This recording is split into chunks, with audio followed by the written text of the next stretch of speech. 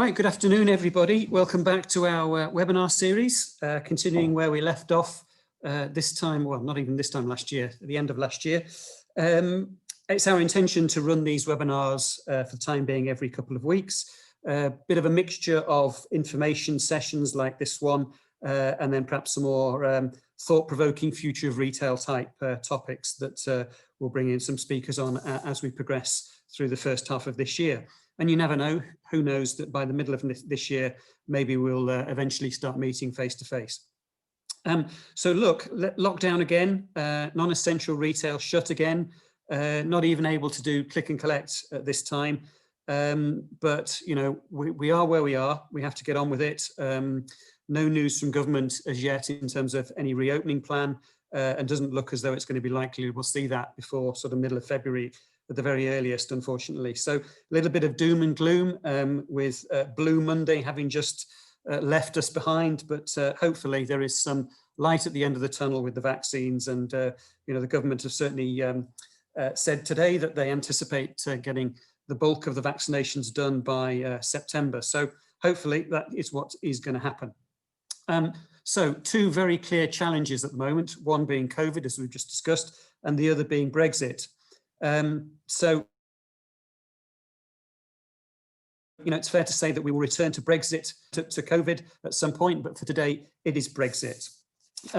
We had the deal announced as late as Christmas Eve, and I think it is, again, fair to say that the devil is in the detail, and it's been a very interesting start to this year in terms of Brexit and the impact that it's had.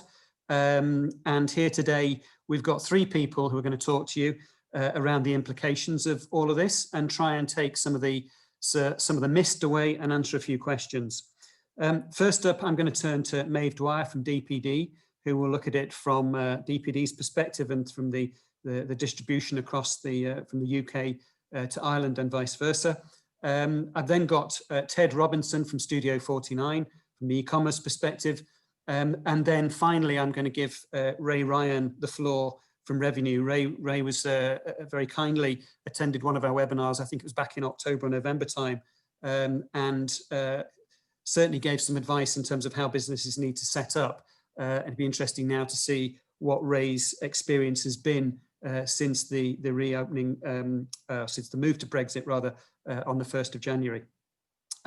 As always, we will take some questions. I've got some already that have been sent in beforehand.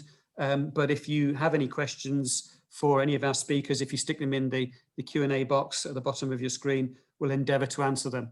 We don't intend to go on much beyond about an hour. So, you know, if we don't get to everybody's questions, we will copy and paste them and try and get back to you with via some form of member update over the next couple of days to try and answer as much as we possibly can. So without further ado, let me hand over to you, Maeve. Great. Thanks, Duncan, and thank you for inviting me. Hello, everybody. I suppose I'll start, maybe go back to a couple of years ago when Brexit first came on the horizon. And DPD at that time realised that we had a lot of work to do in order to prepare our systems to be able to deal with processing of parcels into GB should GB decide to finally exit the EU, which is ultimately what happened. So there's been a huge amount of work put into getting our systems ready. There is no doubt, though, that the last couple of weeks since the 1st of January have been really challenging for us and for those shipping to GB as well. So I suppose I'll talk through some of the key pieces of information that you as a shipper will need in order to effectively have your parcels processed and successfully delivered across the Irish Sea. So the DPD shipping solution is now, it's Brexit ready. So we upgraded our label generating systems last year to ensure that they had all of the relevant fields that would be required in order for parcels to be processed through customs and into GB. Now, having all of the relevant fields is one thing, but then having the data or the detail that's required to fill those fields is quite another. But just to talk through the relevant or the additional pieces of information that are now required in order to ship to GB. So firstly, we need to get the description of goods, so the description of the products that are shipping and their value. We need to get harmonization codes and Y codes. Now, harmonization codes are what would formerly have been called commodity codes, and these are available from the TARIC website. Some products will have harmonization codes, and they'll also have something additional called Y codes, which give some more detail with regard to the particular type of product that is involved. We'll need the country of origin of the goods. So it may be the case that the country of origin is the Republic of Ireland, but equally it could be that you have actually brought the goods in from somewhere else. You may have brought them in from somewhere else in the EU, or you may have brought them in from somewhere outside the EU. Now, country of origin could also be designated as the Republic of Ireland if you've brought the item from outside the EU, but if you've done something substantial in terms of production within your own business. And I'm sure that Ray might have some more detail on that in his piece. Then you'd include the freight charges if you're charging the customer for delivery.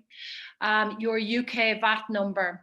So you as a Republic of Ireland business can apply to HMRC for a UK VAT number. And if you include the UK VAT number in the data that you provide to us and ultimately to customs, then if the value of the shipment is under £135, then the consignee, the recipient, will not be charged VAT, it will be charged back to yourself. Then we need your EORI number, and this is something that's available through revenue. So this is another piece of customs information that will need to be included. And then finally, the email and mobile number for the parcel recipient, email and or mobile number. And this is so that we can engage with the recipient in the event that duties or taxes are required to be collected. So what will happen in that instance is that DPD in the UK will send a communication directly out to the recipient telling them the amount of duty and tax that is payable, and then they can click on a secure link in order to pay, and the parcels will route through. So there's an awful lot of additional information that's required here. However, there are great sources available, and revenue.ie is one which provides huge amounts of information on the processes, and equally the HMRC website as well. We also have our own Brexit page on dpd.ie, which provides most of the information that you will require and gives you some general briefs with regard to what to expect as well.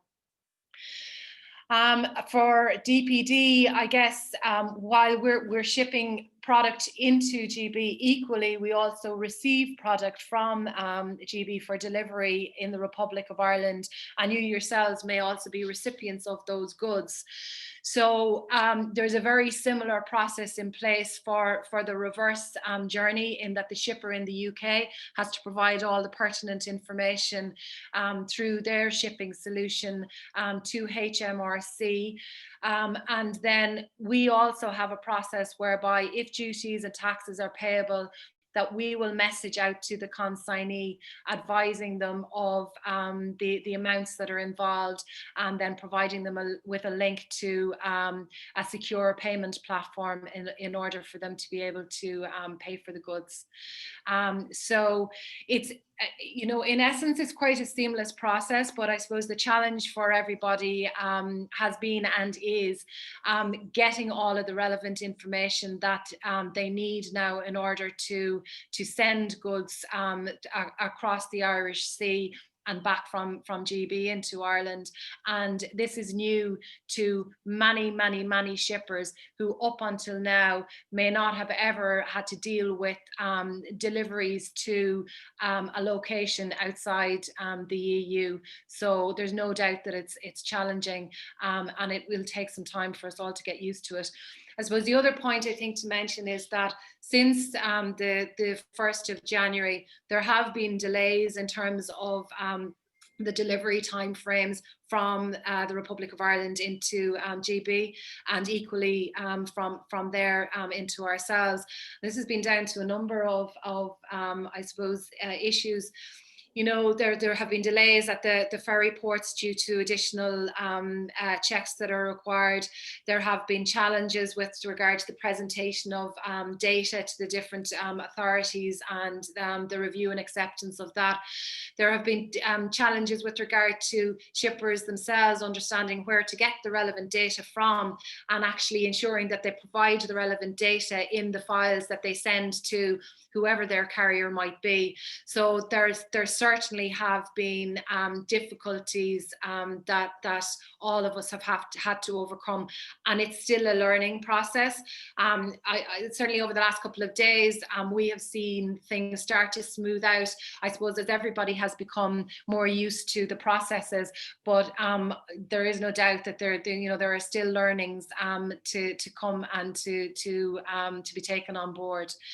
So from my perspective, I suppose I'd recommend that you go to the Brexit page on our website, that you check out any of the information that's available there, links to the revenue.ie website, HMRC, and so on, and we'll do our best to help you, and you know, it will all work out, but certainly there are challenges there, and we just need to work together to overcome them, I think.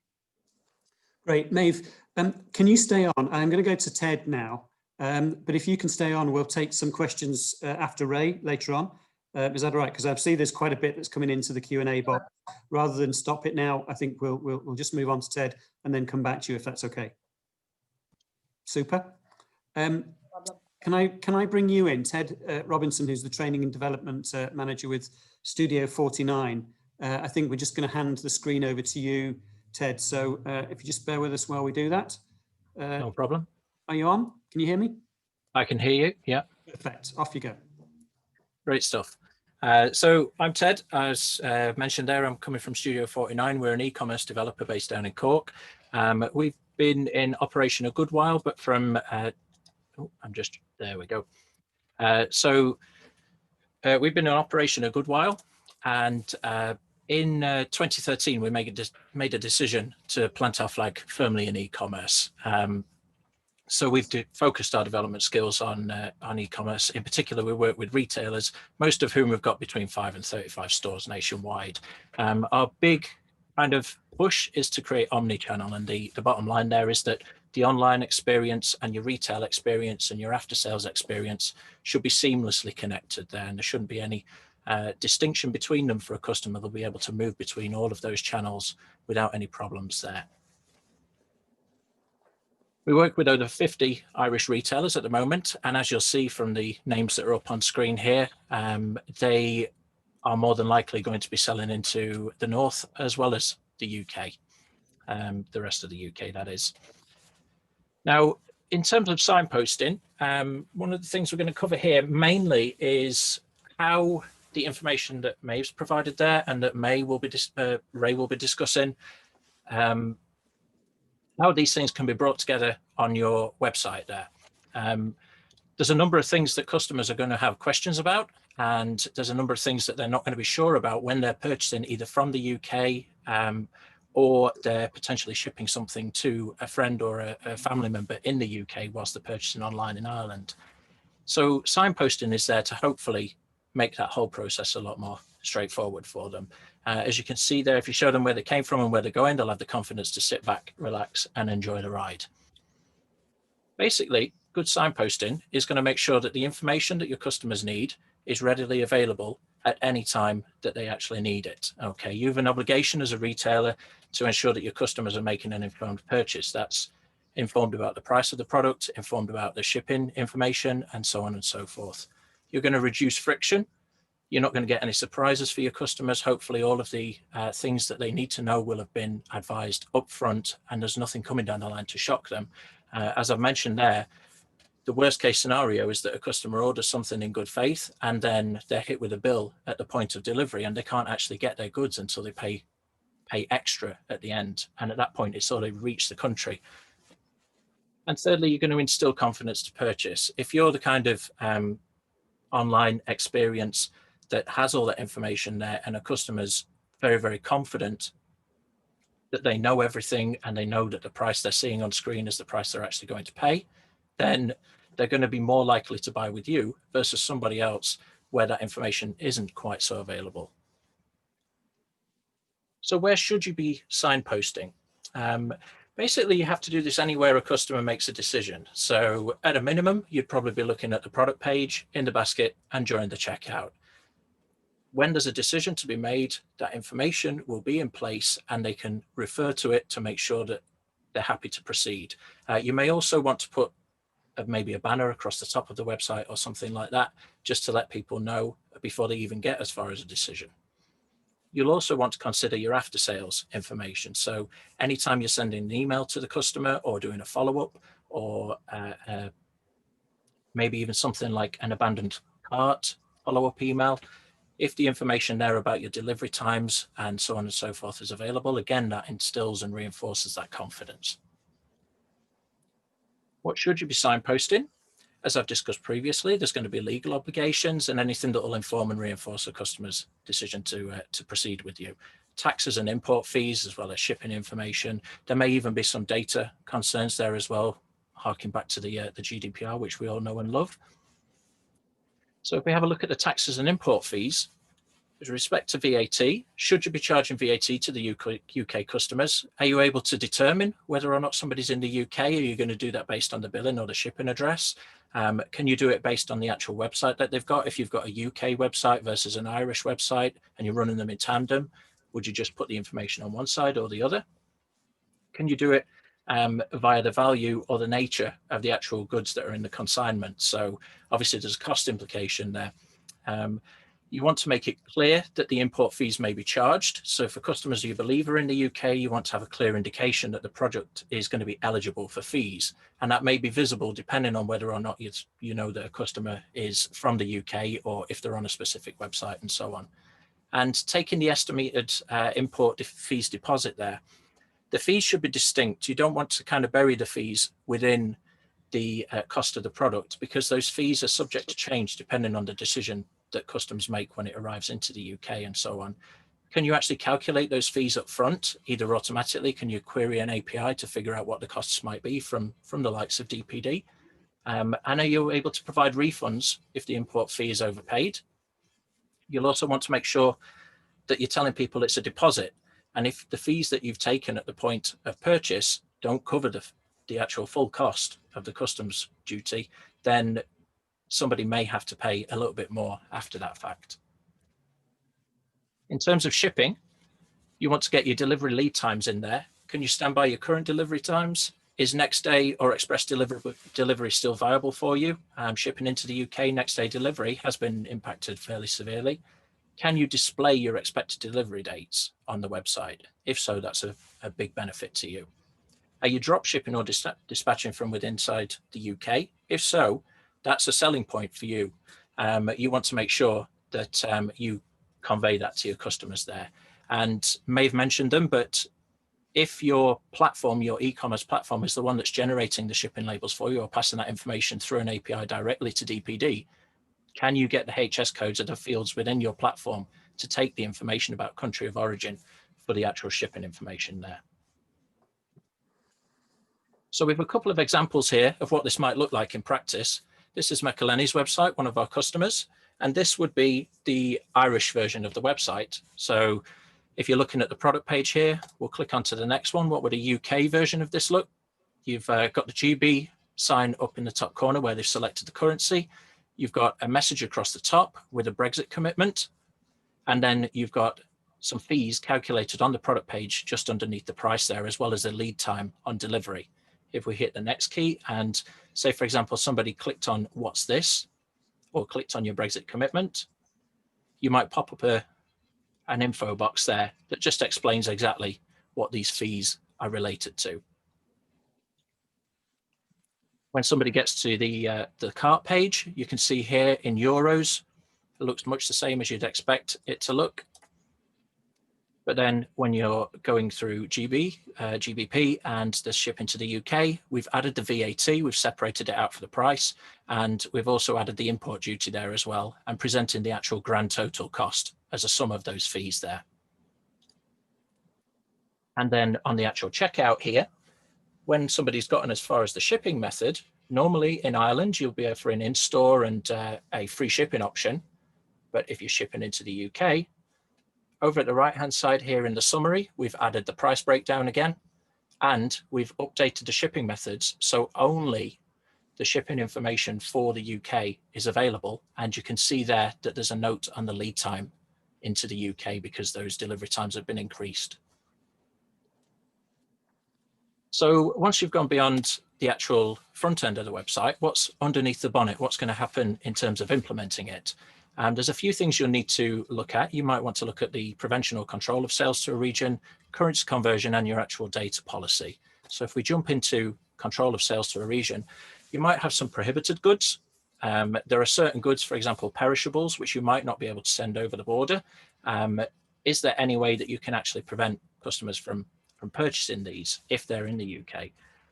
Can they be purchased from distribution from the UK site if you have one? If so, is that information made available to your customers? Do they know that they can still check out? Is it going to be easier to prevent a sale that can't be fulfilled than it is to catch, roll back, and refund an order that you've taken already and you actually can't fulfill on? You could look at geo-locking or blocking purchases. This one would be picking up where the person is based on their IP address and then either preventing the sale of a product by virtue of a flag on that product, or maybe redirecting them or bouncing them to another website there immediately once you know that they're in the UK. Obviously, with the rise of VPNs and things like that, somebody might be logged into the UK on a VPN so that they can watch things like iPlayer. That's a consideration that you may need to bring in, and you want to allow the sale and then follow up on it afterwards and do it off the shipping address or something. If they've registered previously on your website and you have delivery addresses which are in the UK, you might also use that as a marker for identifying whether or not a customer should be able to purchase those particular products. Currency conversion. There's a potential that the foreign exchange rate is going to be a little bit unstable as a result of Brexit. So do you want to set a daily tracker so that your conversion rate stays accurate and avoids you having to manually update it? And also you want to ensure that any fees that you're charging for import duty and so on are converted to the user's currency. So can you convert those to euros as well? Does your currency selector allow people to actually check out in the currency that they've chosen? Can they check out in pounds, for example, versus checking out in euros there? And then your data policy. If you've got data, the UK is now considered a third country as far as the GDPR is concerned. And although they ratified and installed many of the legislation touch points from the GDPR, there's a potential that they may diverge in future. And as such, you've got to treat them much the same as you would either the United States or Brazil or any other country along those lines. Do you have a data center that's hosted in the UK for your UK customers and one in Europe for your European customers? Do you have contracts in place for moving personal data between the UK and the EU? Will your e-commerce customers or marketing subscribers need to be repapered for consent if they're UK based? And does your data policy information, is that information up front and is it up to date with respect to Brexit and where the data within your organization actually exists? So in summary, as far as your website is concerned, you want to go through 4 steps really. You're going to want to identify every single Brexit touch point on your website there. You're going to want to consider the experience at that point, and as a result of Brexit coming in at the end of December, does it need to change? After that, you want to establish whether or not the changes you've considered can actually be effected with the current setup that you have. And then beyond that, you're going to want to plan and implement a response to each of those changes. Importantly, some of them are going to be very, very easy. and others are going to be a little bit more difficult. You're going to have to prioritize and order them in terms of which ones are going to be more pressing for legal reasons or otherwise, and the others which are just nice quality of life experience changes. Thank you very much for that. If you need to contact me, there's my email address. Thanks a million. Thanks, Ted. Right.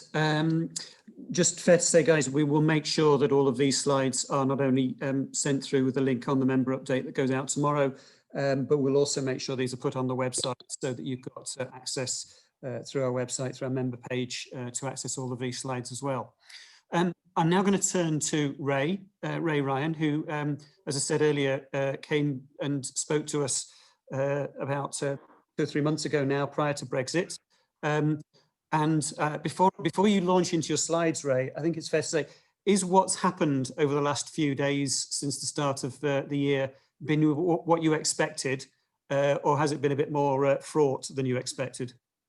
Probably a bit more fraught than we expected, in terms of a lot of the larger organizations that we expected to be ready maybe weren't as ready as they thought, and it was a very steep learning curve. But as Maeve referenced, it does seem to be getting a bit smoother. But obviously, as we go on through the year, not everyone imports in January or February. Some might even import until later in the year.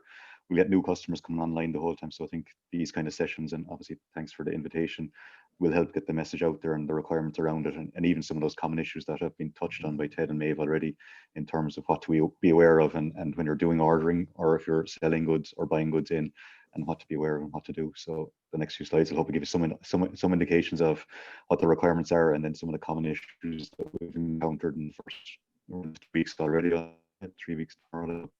It's been an interesting 3 weeks, definitely, and lots of people know a lot more about customs than previously did. So I don't know if that's good or bad.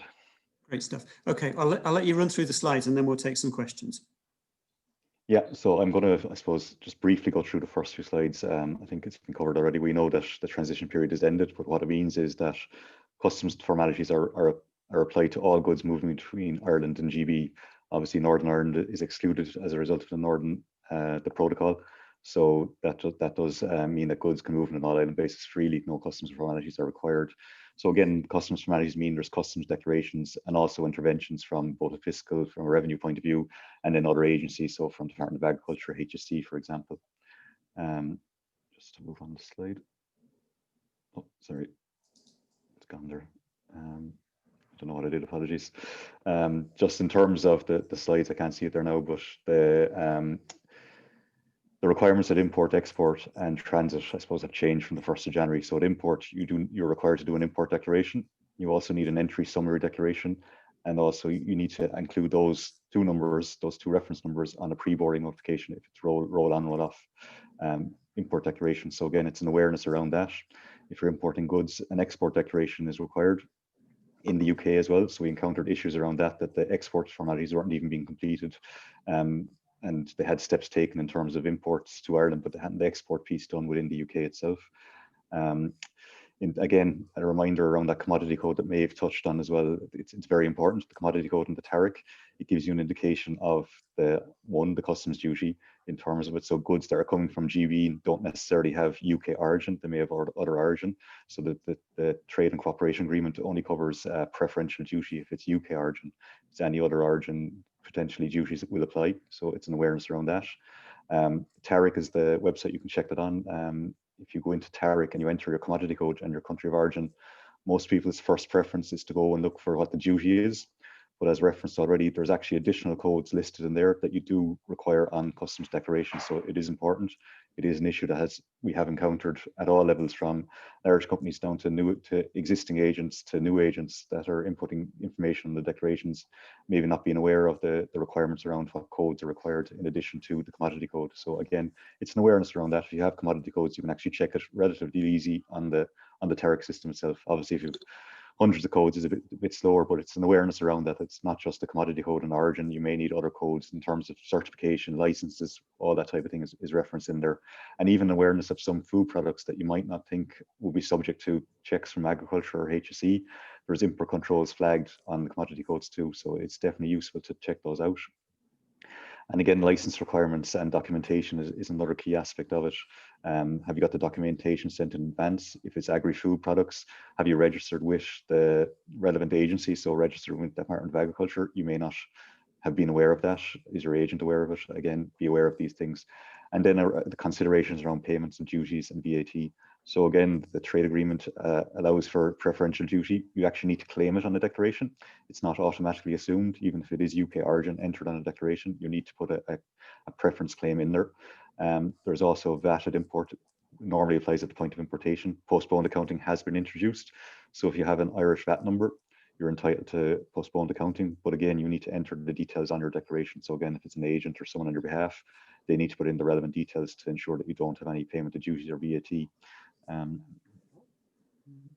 move this on again now.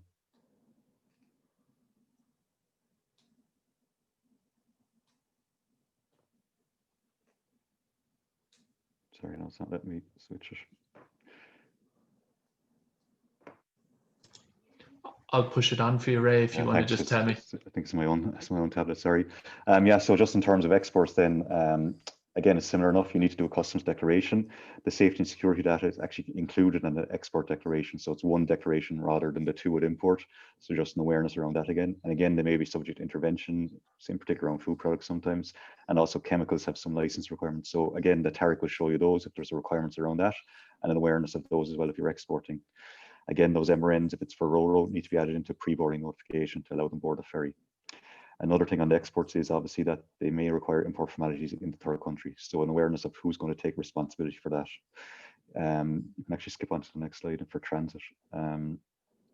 Just in terms of goods moving through the UK, then obviously we've heard about the direct routes and the popularity of that. That the reason for that mainly is you don't need to do any customs formalities. There's no customs formalities required. If you are using the land bridge, you do need customs declarations. So they need to be submitted to NCTS, which again is a separate system from export and separate again from import. It requires access to financial guarantee. That's the key on the transit declarations. If you're going outbound, you actually need access to financial guarantee to submit transit declarations. So that's a difference between the other systems. And again, they may be subject to intervention. Another key thing on the NCTS is you have requirements within the UK. You have exit summary declarations leaving the UK. You have entry summary declarations coming back into France or Belgium or other member states. And you have the pre-boarding notifications required at those member states too. So it's not just the one transit declaration. There's other formalities that need to be completed by maybe the haulier or the logistics company, or someone needs to do it, and you need to know who's going to do those and complete them to ensure it moves the full way through the process. And again, that for Ro-Ro, for exports, as I said, the safety and security may be included in the export declaration or the transit declaration. And then for imports, just a reminder that if the transit declaration is created, it still does require the entry summary declaration on inbound into Ireland from the UK. Skip on to the next slide. So that's a very brief run through the requirements. Again, the slides will be shared, so you can go back over them and the different systems and the different requirements. But just some of the learnings, first 10 days, I need to update that slide. The learnings we have is in the first initial days was incorrect data that was put on import declarations and ENS declarations that did lead to issues with the pre-boarding. Some of this was around even arrival times. So an arrival time was input incorrectly. So the pre-boarding notification was picking it up as already arrived in Dublin when the goods hadn't left the UK, so that was causing issues. There is a notification, e-customs notification 6 of 21. If you go on to revenue.ie/Brexit, there's a latest news link in there, and they have links to all these different notifications. But if you do want to get access to them, you can access, or you can look for added to the mailing list at ecustoms@revenue.ie, and it is useful because there's lots of notifications ongoing, not just in these few weeks, but ongoing over the next months and years, obviously, because the UK have left the EU. And if you're going to be dealing with customs declarations on an ongoing basis, it's up to sign up for. Other items in relation to the incorrect data would be around, again, those Y codes, the tariff codes that are linked into it. Certain products are subject to excise rates, but the likes of perfumes, it actually doesn't apply, but you need to enter an exemption code again. So it's an awareness around that type of products, those type of exemptions that apply and don't apply, and awareness of when something is valid, when you need a certification, and when it needs to be entered on a declaration. Again, then documentation wasn't sent to relevant agencies in advance, so the HSE can take the declarations in to the system, but if they don't have the documents, they can't work them, so you need to submit them. And again, that causes delays. And as the haulers and freight forwarders have experienced, that can mean waiting in the ports, drivers waiting. It just causes delays that could have been resolved. And this type of stuff is getting resolved. There's more of awareness around it. But even if you are importing or exporting, have you sent the documentation maybe to your agent? Revenue operates 24/7, goods move 24/7. If you're office-based, if the documents aren't with your agent, that could mean goods are sitting there. If you're part of groupage loads, maybe there's 40 or 50 other items or pallets on board a vehicle. If your goods are stopped, it means the whole shipment is stopped. So again, an awareness around that. If you're using groupage for SPS products, they're going to be stopped. There's documentary checks, 100% documentary checks. There's physical checks at different levels as well. So again, in terms of the groupage, talk to your logistics and supply chain teams. Can they separate them out? That type of thing. So it's an awareness around that. Medicines is another example that, if at all possible, could be separated out from other goods, because potentially there's checks in relation to that. Another aspect was the insufficient funds. So obviously, with the trade agreement, there was relief from duties for UK origin, but there is still duties for others, country of origin goods. So again, it was an awareness around that. Companies hadn't topped up their accounts because they're expecting it to be duty free. There was actually duties due, and it's awareness how to top up the account. It can be done through Ross and My Accounts, relatively easy, credit card, debit card, or single debit instruction, and awareness how to top it up. And again, this is 24/7. If you don't have it done, is there someone that can update the system, top up the account? If an issue if you're contacted out of office hours, can it be done? Is it a financial officer has access to the accounting details, that type of thing? So an awareness around all those can help the flow of goods. And again, in relation to the postponed accounting, you actually have to claim it. So don't assume that it's going to be automatically. The declaration needs to specify certain codes. Otherwise, the duty will be, or the VAT will apply at the point of importation. And then again, that goes back to insufficient funds. If there's no funds, it won't clear, and it can be corrected at declaration to refund you. But again, it's an awareness around that to ensure that if you've outsourced it, that your agent is putting in correct details. And just another point in relation to exports from Ireland to GB via Northern Ireland. So that's obviously a movement that does happen. There is information there in relation to how to do that and how to close your movements in Northern Ireland. Let's go on to the next slide. So just in relation to, I suppose, other learnings and other key topics that have arisen in the last, I suppose, since the agreement has been ratified or provisionally ratified. So again, just re-emphasizing the fact that the preference only applies to if you're importing goods of UK origin. You need to claim that preferential duty. So again, it's a particular code in the customs declaration. So that e-customs notification will give you information in how to do that, and share it with whoever's responsible for import declarations to make sure they're aware of it. Then I suppose the questions that this leads to is, what if the goods are not of UK origin? So if they're EU or other third country, if they're within customs warehousing or a temporary storage facility in the UK, they can retain their EU status, which is important. Or if they're third country goods, they don't need to pay the customs duty. They can suspend the payment of customs duty in the UK before onward movement to Ireland. If they're not using customs warehousing or temporary storage facilities, and it is imported into Ireland, customs duties may apply. So it's important to be aware of that for both EU and third country goods. So again, the supply chain models, the distribution centres have discussions with your partners in the UK. What way are they bringing the goods in? Are they putting them into warehousing? Again, another option is for EU goods is moving them by transit. So putting them into temporary storage facilities by transit declaration into the UK. They can say to stay there for a certain period of time. It actually retains that EU status. When they come into Ireland then on another transit, there's no import duties required. So again, it's awareness around that, the steps that are available. Another potential option is return goods relief. So this is EU goods being returned to the EU. So it may apply to some goods that go into the UK and then come back into Ireland. So it's leaving, let's say, Germany, for example, into the UK. There's no processing done in relation to it. Same goods, and then it's sent into Ireland. So it's an EU return good. There's certain requirements around that. It's not straightforward, and we are going to be issuing an updated notice in relation to all of these in the coming days. We're just seeking clarification on a number of points from both of our Department of Agriculture colleagues and from the Commission. But there is information up on the website currently in relation to all those procedures. And again, have the conversation with your supply chain partners if you are impacted by those type of movements. And it is something that is frequently asked across all sectors, but in particular retail, because it covers so many different products. So just an awareness of that. I think that's a very quick overview. Oh, sorry, Rex, yes. On the reverse, if you're exporting, Obviously, the agreement applies to the UK, so proving union origin as such. So if it's above €6,000, you can register for the REC system. There's information again on the revenue website. I think on the 25th of January, it's actually going to be an online system rather than a paper-based system, which it currently is. But if you want to get your application in, you can in the next couple of days. They'll accept both. But again, if the consignment is over €6,000, you need to register on the REC system. And again, that benefits your customers, that they can be satisfied in their claim of the EU origin. If it's under, then a statement of origin can be made with no obligation to be registered. So again, there is within the free trade agreement, there is a statement of origin template that you can use. But if you want to contact Brexit queries, we can send you out the details as well. Skip on to the next slide. I think it's just a summary then of the contact points. Yeah.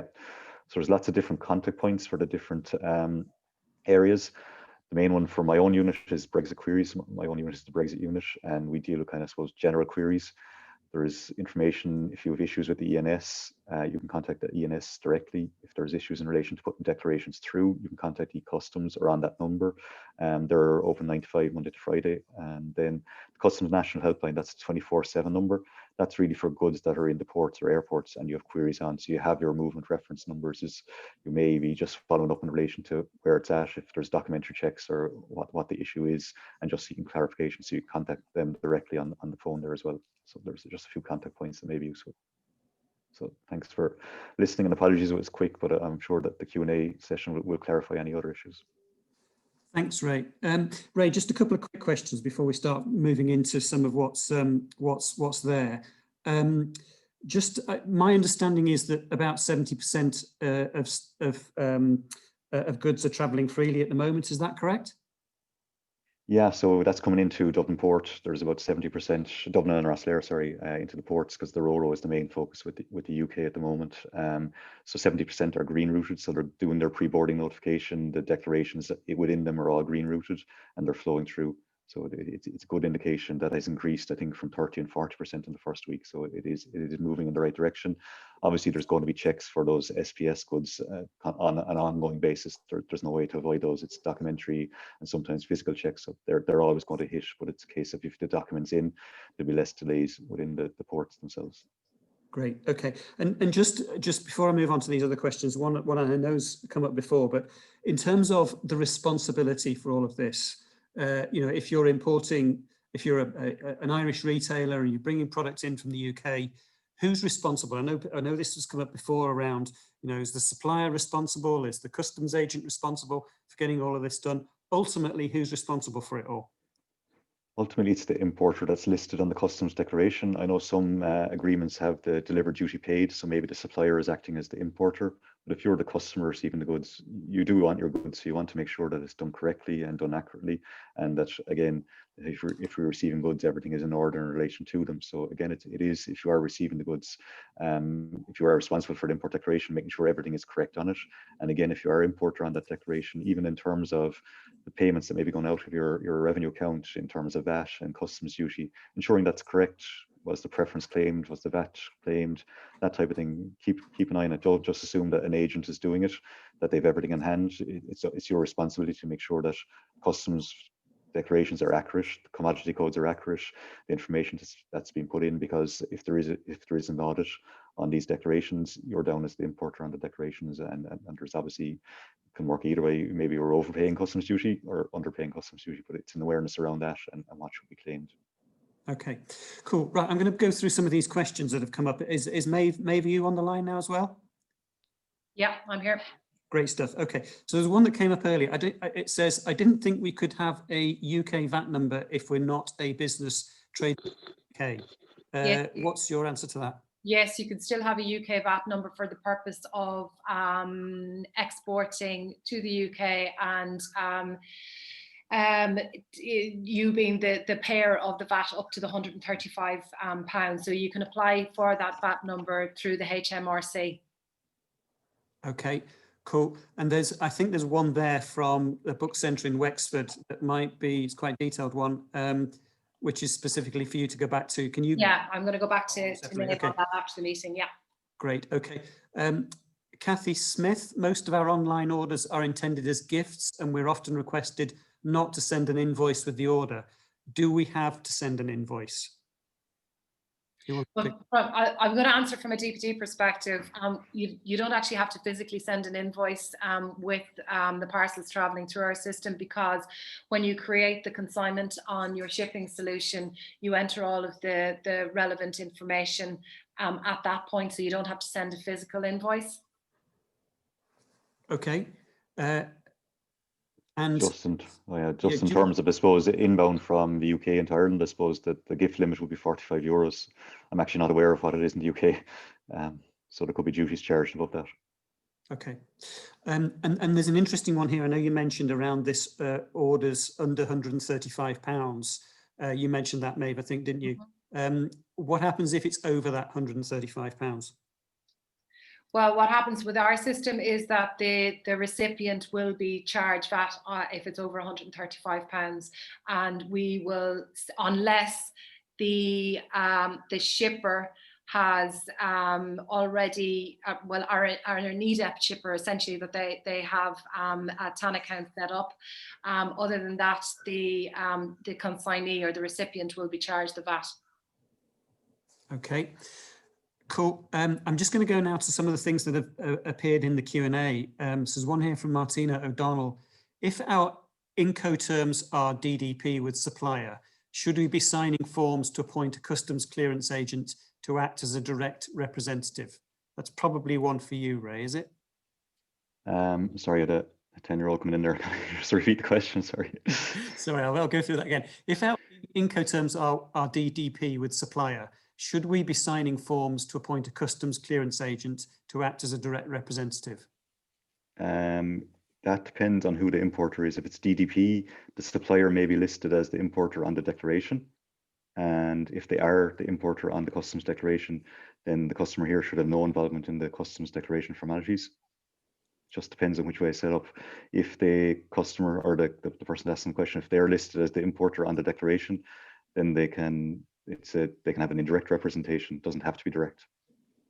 Okay. I'm going to spin through these reasonably quickly, but there's one here from Nick Malloy. Can you explain Y codes in more detail? I know you touched on it in the presentation there. I can go into that. I know Maeve referenced it as well, but it's back to that tariff. If you had the commodity code and your country of origin, and you go into that tariff website, if you Google tariff, TARIC, it will bring up the EU database, and you can put in the commodity code and the country of origin. And when you click, I think it's retrieve measures, whatever the button is, most people just look at the duty rate and see what applies, but there's actually buttons there that you can click on that will show you some of the codes that apply. So again, sometimes it's around different certificates. If it's an import control, if there's a Y code, an N code, a C code, there's different types of codes, and they need to be entered on the declaration. And sometimes it's a yes, no, that you have to say it's valid for this certification, or actually even say no, this doesn't apply. So it's that type of option. Okay. That's an important one. Sorry, Duncan, that is an important one, because that's what we're seeing quite a bit of, is where a Y code should have been entered and wasn't. And if that's the case, then the parcel can't be moved. The Y code has to be provided in the data. Okay. And on a similar note, there's just one popped in. Should our supplier give us the commodity code and country of origin prior to importing? Yes, the commodity code could be to 6-digit or 8-digit level. You need a 10-digit for the import. So again, don't trust the supplier. They may be even an incorrect commodity code. Double check it on the tariff to make sure it's a valid one in the first place, and then to make sure it makes sense for the type of product you're importing. And you can get an opinion from revenue in relation to commodity code if you're unsure, particularly around if there's duties that you think there's other codes available that may be a better code. So again, the UK tariff system and the EU tariff system are pretty much aligned now, but that will change over time. So again, they would potentially have different codes as we move through the months and years ahead. Okay, here's a classic from Rob Clough, which I'm going to, it's the very broad one, isn't it? Hi, can you explain why there are duties being charged on incoming shipments from GB when there's meant to be a free trade arrangement? Yeah, the trading cooperation. One for you. It's the trading cooperation agreement. It's basically, it allows preferential duties for UK origin goods on import here, and then for import into the UK for EU origin goods. That's what the agreement states. It's not for any other third country origin goods coming in from GB. So obviously, as the way distribution centres have been set up, the flights are coming into the UK, filling up warehouses, and then there's orders coming from the UK, maybe from China, but those duty rates will still apply as if they were imported directly from China. Okay. What are the benefits of suppliers in the UK setting up an ROI VAT number for business-to-business delivery of goods? They can act as the importer. So if they're acting as the importer, they can avail of that postponed accounting, and then they can deliver the goods through the Irish, I suppose, an Irish sales receipt as such. So what happens is they're sending goods from their UK VAT number to their Irish VAT number, and they can deal with it in one import declaration, especially if it's multiple declarations, if they're dealing with multiple consignments, they can do it that way. And then within Ireland as such, after the customs formalities, they can issue it out to their customers within Ireland. So there's benefits around the way they can do with import declarations then, rather than doing hundreds of consignments to hundreds of customers in Ireland, they can do it as such to import to their own name and then issue it out after that. Okay, and this is one for you, Maeve. If we receive goods from GB via DPD and we are sent a request to pay VAT and charges, can we defer this VAT and avail of postponing accounting? At the moment, the answer is no. Okay, but that is something that we are looking to set up for regular business recipients. So right now, no, but it is something that we will be setting up in due course. Okay, and this one, I think we may have answered this one, but I'm going to ask it again because my good friend Anthony Ryan over there in Galway, I suspect. But what happens regarding duty and VAT if we're exporting goods from our website into Britain and the value is greater than the 130? Is that one that you can pick up, Maeve? For right now, the duty the VAT will be charged to the recipient. Okay, but I suppose what we are looking to do in the relative near future is to be able to allow that VAT to be picked up by the shipper in the same way as if they had included their GB VAT number and it was valued up to £135, that can be pushed back to them. But for right now, it's charged to the recipient. Okay, okay, and Sinead has come in one with, how do you handle the paperwork when you have APRO stock going backwards and forwards from the UK? What's APRO stock, sorry, no? Is this stock without a value or? It's, okay, it still requires customs declarations. So export, import on both sides, to and fro. Depending what's been done, they can maybe avail of temporary admission if it's been processed. There's outward and inward processing requirements. So obviously it depends on the product and what's been done to them, but it's goods moving over and back. Let's say, for example, tools in a van for servicing, that type of thing, they all require customs declarations too. So any movement of goods requires the customs declarations, but there may be reliefs available on both sides. So if you're importing into the UK and then re-importing it back to Ireland, it just depends what the way the movement is happening. Definitely look into temporary admission, and it would be one thing. Okay, so there's no way around it. Assuming origin of good is Ireland, so no duties apply. If selling from Ireland to the UK directly to consumers for goods under 135, VAT can be charged at the point of sale. If goods are over 135, can we charge the VAT at the point of sale, or does it need to be charged on import into the UK via the courier? Does that make sense? Yeah, it depends. I think, like Maeve was saying there, that the way the couriers are set up to do the declarations, you can charge, and it's like the DDP, delivered duty paid. It's basically what the Incoterm would be in that you're accounting for the duties here, but you're using your VAT number then to cover the UK VAT number to cover the payment of VAT in the UK. So it's depending on what way the import declaration systems are working in the HMRC. Okay. There's one here from Erica Murray. If I have an ERI number and a TAN account set up, is it complicated and does it take long to set up a deferral account for VAT? You shouldn't need to. If you have an Irish VAT number and the C&E number, the ORI number, then you should have the postponed accounting. So you might need the actual deferred payment authorization, which is a separate thing. So postponed accounting allows you to account for the VAT on your bi-monthly return. So once you put in the particular codes on the declaration, what you can do is you can apply for a customs deferred authorization, which allows you to defer the payments of VAT or customs duty to the 15th of the following month. So again, there's kind of two aspects to that. But if you are applying for a customs deferred authorization, there is a process involved in that, an application process. So postponed accounting should be available if you have an IE VAT number, and just using the relevant codes on the customs declaration. But if you want further authorizations in relation to deferred payment, there is an application process there. You can send an email into the Brexit queries there if you want, and we can give you the details. Okay, I'm just going to go to one that I've got in front of me here. Was sent in earlier, but it's from a garden centre. It says, we are an independent retail garden centre importing from a number of GB-based manufacturers serving the garden trade. We usually have a number of different consignments coming in a month. Should we set up ourselves with revenue to have a deferment approval number? If so, how best do we go about this?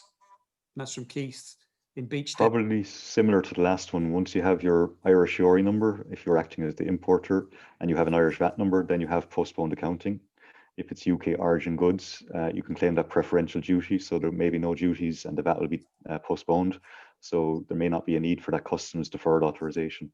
So again, it's just an awareness around what that entails, because once you have the Irish URI number, you have what's called a trader account number. So it's a TAN number, and you can actually top that up by the credit card, debit card, or single debit instruction. So if you have to pay duties, if it's obviously that seems frequent enough, but if you want to top up that way rather than getting the deferred payment, that you can have, that's available once you have your URI number, and you can top up immediately. If you want a deferred payment authorization, it just takes a few weeks to get the application process in, and obviously you need a guarantee from your bank or a cash guarantee with revenue.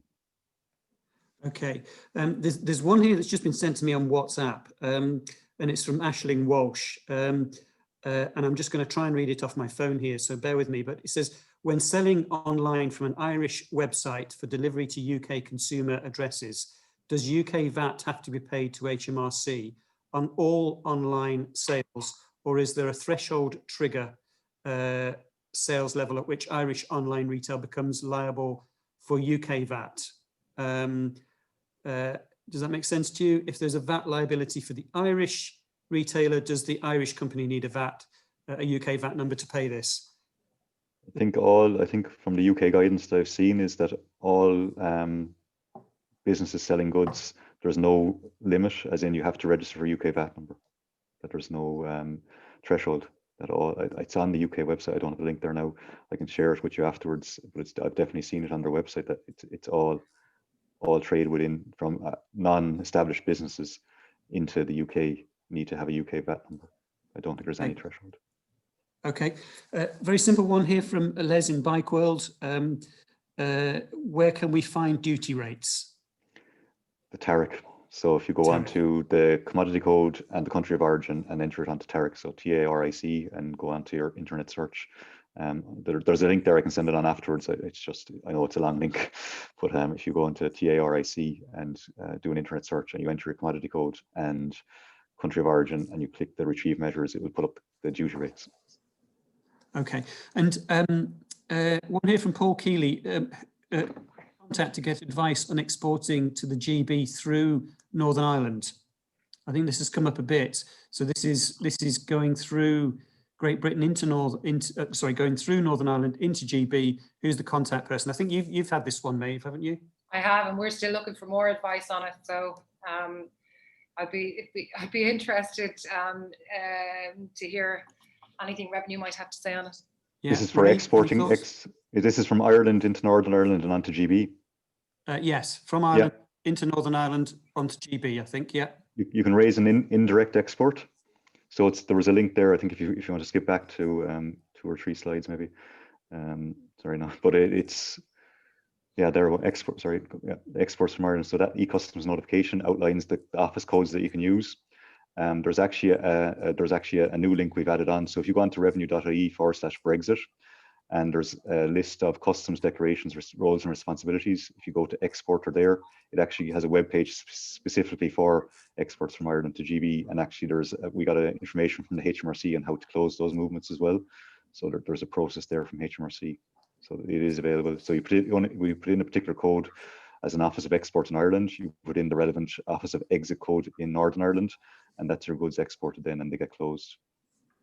So you have your proof of export as well. So obviously then you need to complete import formalities or whoever's responsible for them in GB then. Okay. And I'm just going to, it's now 4 o'clock, but I'm just going to go through maybe 3 or 4 more. So if you pay VAT and tariffs when importing, how do you claim the VAT back? Or can you? if you pay at the point of importation. Okay. Yeah, you can still do it through your bi-monthly returns. It's just that you have paid it already, so you're doing it that way. But it's just an awareness of, so if you're paying duties and paying VAT, you get a monthly statement.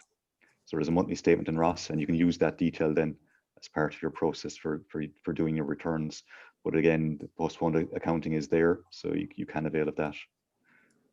Okay. So this is from is Paul Heaven. So our UK supplier sent us this. The DDP model from now on, meaning we'll pay the duty, but clearance charges from the carrier will apply. What clearance charges are these? Could be administration fees. If it's DDP, it's strange that if it's DDP, they should be taking responsibility for everything. But I don't know, like Maeve, or the practical side of things, I think Maeve is best to answer that. Okay, so from the point of view of any shipment, I'll just talk from a practical perspective in terms of anything going from here to GB, and I'm sure it'll be the same the opposite way around. So if anything travels from here to GB, the shipper is charged €1 administration charge for all the various different administrative functions that we now have to carry out. On the delivery end, and we're not talking about DDP here, but if the duties and taxes were to be collected by DPD on the delivery end, then there's a £5 charge to the consignee for that piece. Okay. Right. I'm going to take 2 or 3 more. This one from Louis Copeland. Just a question re web orders going to the UK as well as VAT. We'd like to pay any duty that the UK customer might have to pay. We'd like to make it clear on the product page that all orders are inclusive of duty to the UK. I've checked some UK websites, and one fashion retailer using FedEx states that if duty applies to your order, it will be delivered DDP, delivered duty paid to EU countries. So customers will not be asked to pay an additional customs fee. We'd like to do the same on orders to the UK. Can they do that?